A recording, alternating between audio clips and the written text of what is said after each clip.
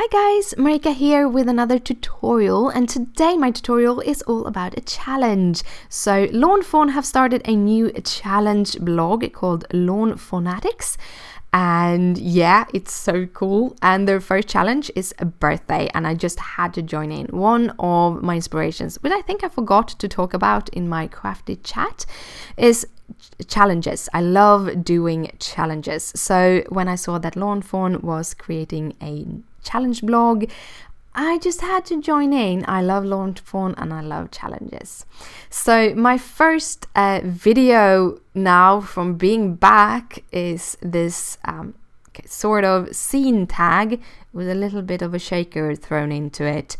We'll talk about more of that later, but I'm starting to stamp out a whole bunch of trees, and I'm using noble fir, celery stick and jalapeno as ink, and I've cut down some Neenah Solar White cardstock into these teeny tiny boxes, and this is because then those stamps will fit perfectly, and I just have to turn the cardstock around and just put another piece in, so it's kind of making it a little bit quicker to stamp. Also stamping up some of these mushrooms, and those are stamped in some Memento rich cocoa ink. I wanted it not to be the stark black, and Memento inks are Copic friendly. Most of them are Copic friendly, so you can have different colored outlines when you are doing your Copic coloring. Everything is stamped on Neenah Solar White 80-pound cardstock because it is Copic friendly paper. Even though I do prefer Make It Crafty, this is a very good paper to use when you do your coloring. So as I wanted it to have the same whiteness where the cardstock is shown, I decided to do everything with my Neenah this time around. So I used my warm grays for all the grays, and I use a whole stack of different colors for all the different things, and there will be a list in the description down below with all the Copics. You will have all the inks and all the supplies I'm using. There will be links in the description. You will also find a link to my blog, which is my new fine blog. I have actually changed my blog. If you have been coming to my blog through craftybitcreations.com, it will be no change for you because I have actually moved my domain over to my new blog. However, if you have my old blogspot address, I have now changed over to a WordPress, so that blog will not be updated anymore. Instead, you will find me at craftybitcreations.com. So yeah, there's a whole bunch of reasons why I have gone from Blogger to WordPress, and maybe someday I make a blog post all about it. You never know.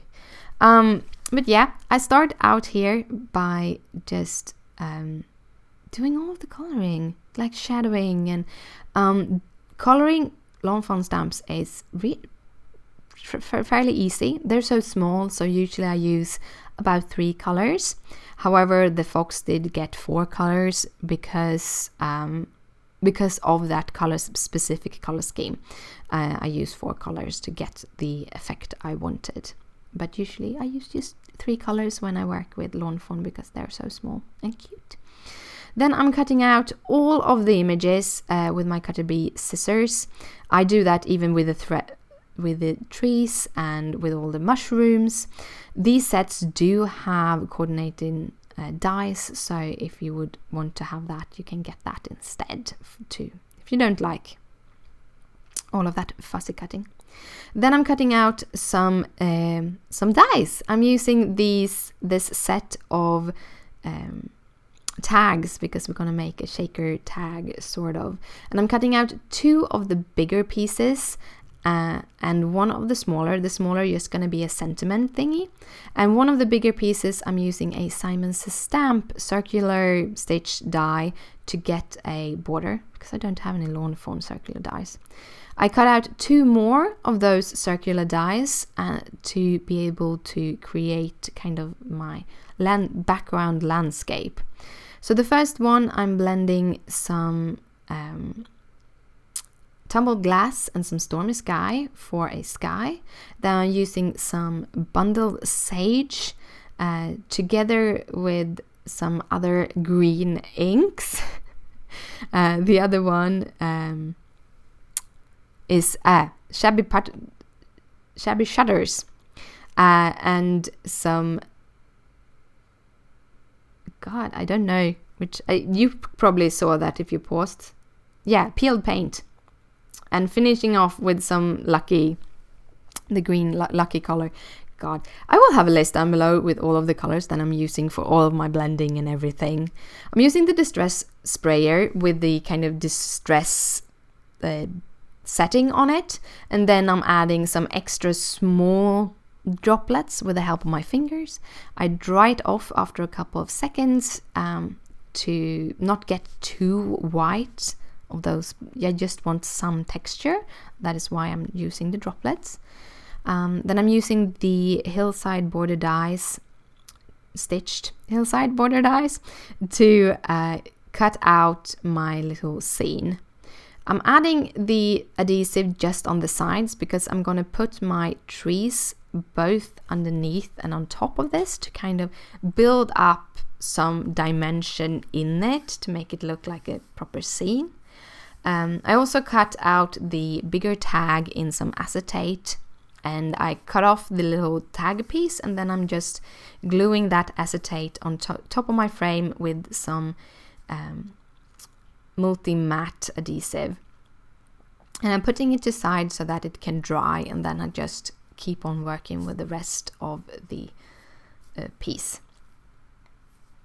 So I'm taping it down in the middle of the tag before starting to add things, so that I don't have things hanging out, and I can just, because I'm gonna sort of make a shaker out of this.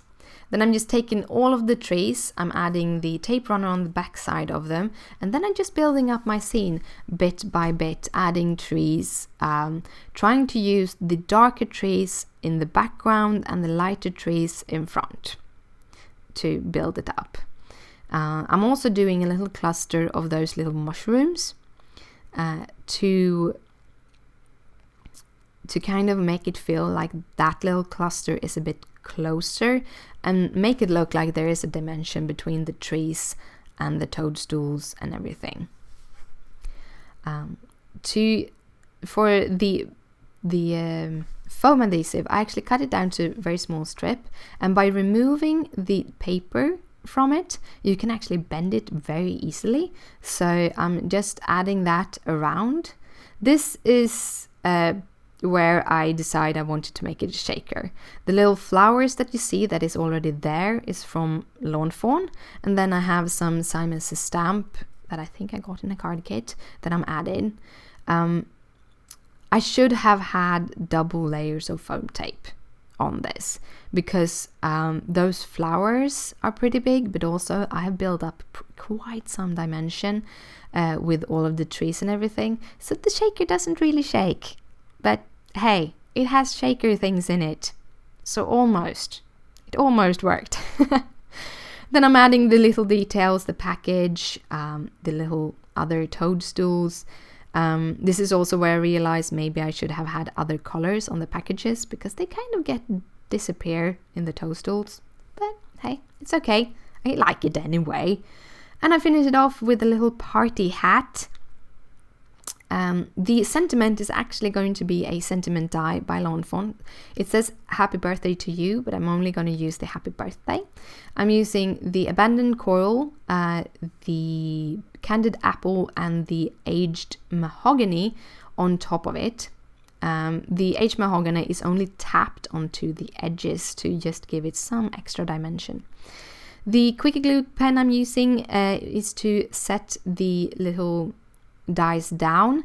With a Quickie Glue pen, you want to add a little weight at the end so that it kind of pushes this down while it dries. Also had one of those little toadstools extra, and I thought that would be perfect on the little tag. I'm using some Lawn Fawn twine. This is the dark red with a little bit of glitter. to attach the little tags together, and that is the little tag, which kind of don't shake, but anyhow, I like it anyway. So that is the tag for today, and that is also my entry into the challenge. I hope that you also enter into the challenge, which ends tomorrow. Sorry about that, being a little bit late on this, but you got the video.